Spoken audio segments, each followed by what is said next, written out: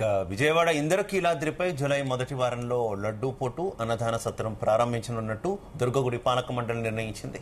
అమ్మవారి దర్శనానికి వాహనాలలో వచ్చే వారికి రెండో ఘాట్ రోడ్ నిర్మించాలని ప్రతిపాదించారు. అలాగే భక్తులు నిద్రించేందుకు వీలుగా షెడ్ల నిర్మాణం చేయాలని నిర్ణయించారు.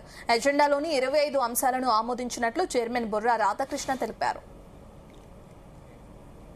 మరి కూలంకషంగా కావాలి కొన్ని విషయాలని దాని మీద మా సభ్యులు అడగడం వల్ల కొంత డిలే అయింది. దాని మొత్తం ఏంటంటే అతి త్వరలో మేము అందరం ఆనందపడే విషయాలు ఏంటంటే జూలై ఫస్ట్ వీక్లో మన లడ్డూ పోటు అలాగే మన అన్నదాన సత్రం ఇవన్నీ కూడా ఓపెన్ చేయబోతున్నాం. ఆ రెండు పక్కాగా స్పీడ్ చేస్తున్నాం. అది 2 నెలల నుంచి ఎంబడబడుతున్నాం. కొంచెం ఇంజనీరింగ్ వర్క్ అది లేట్ అవుతుంది, కొంచెం ఎలివేషన్లు ఇవన్నీ కూడా.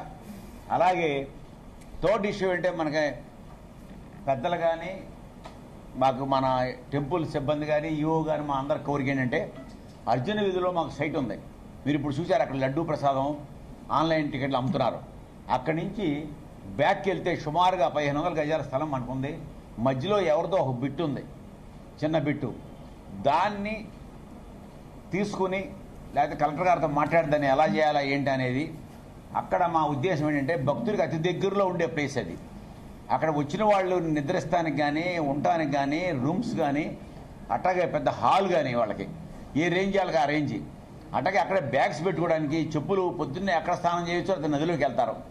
అతి దగ్గరలో ఉంటుందనే ఉద్దేశంతో దాన్ని అక్కడ తీసేసి అక్కడ ఇవన్నీ కూడా రిమూవ్ చేసి అక్కడ నెంబర్ 1 కట్టాలి అని చెప్పి మరి మా ఆలోచన ఉంది. మరి అది ఒక మంచి ప్రాజెక్ట్ అనుకుంటున్నాం మేము. వచ్చే భక్తులకి సౌకర్యాలు నెంబర్ 1గా ఉండాలనే ఉద్దేశంతో మరి ఇప్పుడు మీరు చూస్తున్నారు టెంపుల్లో చాలామంది నిన్నగాక మీరు చూసారు, ఈ మన గాలివాన్ తుఫాన్ కూడా ఆ షెడ్ల కింద 100 మంది